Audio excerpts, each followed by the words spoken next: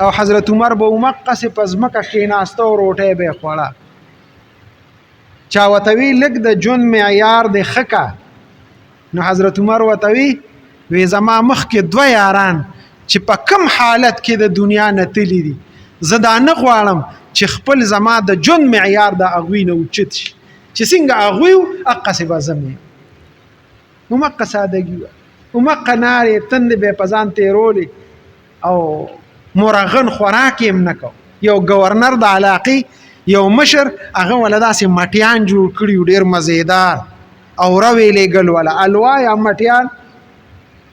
نو حضرت عمر تپوس وکړو وی دا مټیان ټول خلک خوري؟ زما چې څومره رعایه دي نو هغوی ټول دا خوراک کوي، په بازار کې دا ملاوي؟ وی نه جي، دا خو ګورنر تیار کړي دي او تاله سوغات تحفه را لېږلې ده، دا بل ځای نه ملاوي،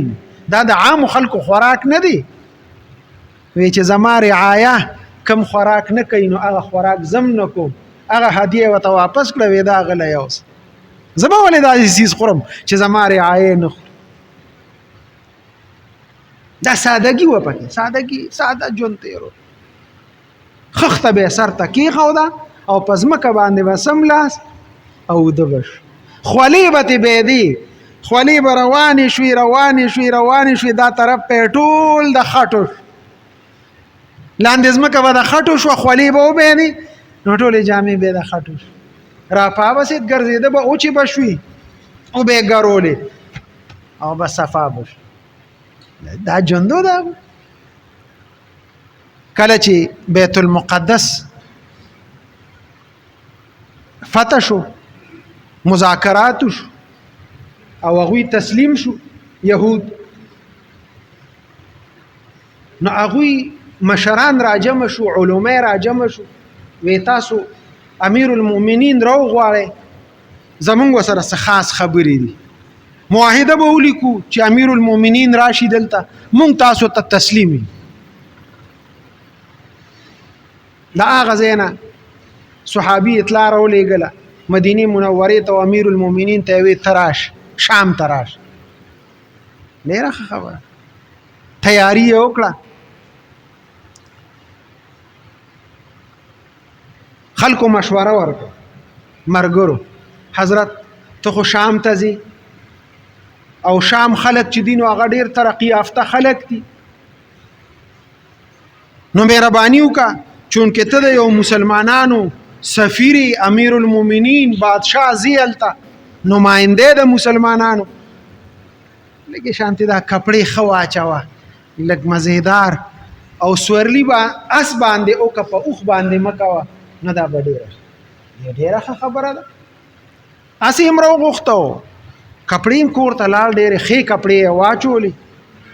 او راووت. چې داسې لږ را روان شو چې دا ځان ته یې وکتل نو ځان ورته څه بل شانتې ښکاره شو، ځکه هغو ټول عمر ساده کپړې او ساده. واپس کور ته لاړ او هغه زړې جامې هغه کمې چې عام هغه واغوستې هغې بیا واغوستې او اوښ یې راوغوښته وی په اس باندې نه ځم، په اوښ باندې د عاجزۍ سورلي، بس په اوښ باندې سور شو او هغه کپړې چې هغې کې پیوندونه لګېدلي وو او یو پیوند پکې د چمړې هم لګېدلی وو، چمړه پکې لګېدلې وه، هغه لباس یې واچو او خادم غلام یې ځان سره کوي راځه چیزو. غلام سره یې په لاره باندې دا معاهده وکړه وی یو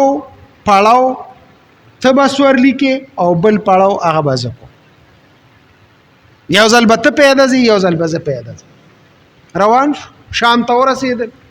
چې شام ته وردننه کېږي دنیا ولاړه د استقبال خلق ولاړ دي، د هغې علاقې ډېر درانه علما مشران هغه هم ولاړ دي، دنیا را جمع شوې د امیر المؤمنین را روان دی، د یو نوم حضرت عمر رضی الله تعالی عنہ ته غلام وی حضرت د سورېدو خو زما نمبر دی، خو زه د خپل نمبر تعالی در کوم، ځکه ته امیر المؤمنین بده خبره ده چې پیاده رواني او زه په اس باندې په اوښ باندې سورې، نو ته را سور شه او زه به پیاده لاړ شم. حضرت عمر رضی الله عنه ورته وی نه چې څنګه قانوني هغه قانون باندې به چلیږي. دی پیاده روانو او نوکر چې دی نو غلام په اوښ باندې سور کړی هغوی له ورغ د هغوی هغه مشرانو داسې وکتل چې وی کتل نو حضرت عمر رضی الله تعالی عنہ یې وپېژند د څه نه وپېژند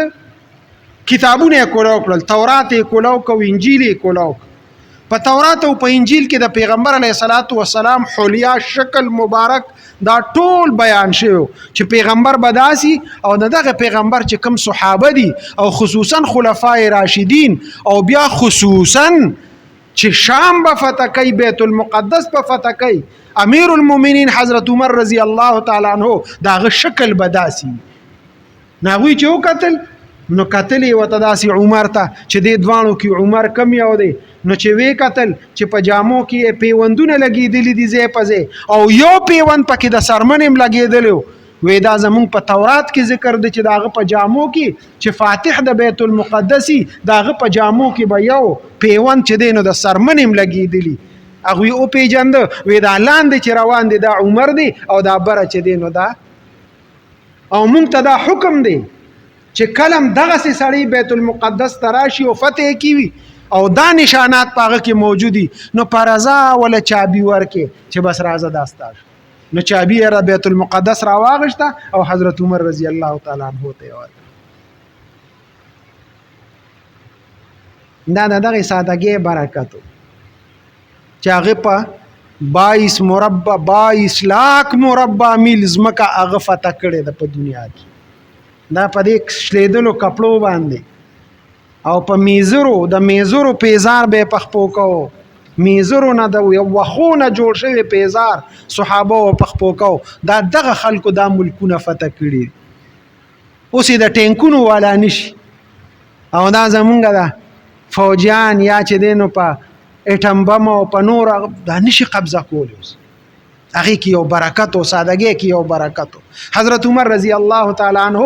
مجلس کې پاسې یا رسول الله څنګه چې تاسو درې سيزونه خوختي یا رسول الله زمام درې سيزونه خوختي یوم امر بالمعروف ډیر خوختي یوم نهي عن المنکر ډیر خوختي او یوم ساده جامع ډیر خوختي دي سادهګي مې ډیر زیاته خوخه چې دوی دا خبره ختم کړي په مجلس کې حضرت عثمان رضی الله تعالی عنہ ناست اگر پاسید یا رسول الله چې څنګه ستاسو درې سيزونه خوختي دغه سي زمام درې سيزونه خوختي یا رسول الله وته وي ستاکم سيزونه خوختي حضرت عثمان رضی الله تعالی عنہ شروع کړه یا رسول الله زما دا درې سيزونه خوختي ان شاء الله دا بر رواني جمله بیانو چې د حضرت عثمان رضی الله تعالی عنہ کم درې سيزونه خوختي الله دې موږ ټول له عمل کولو توفیق راکړي ونهم الله شری حاجاتم پورا کې ظالمانو مفسدانو په امان کې اوسات مردگان د اهل اسلام هو بخي بیمارانو ته شفا ورکړي حاضر جمع س شری حاجات دي الله ټول شری حاجات زموږ پورا وګرځي صلی الله تعالی سنت کوي خدای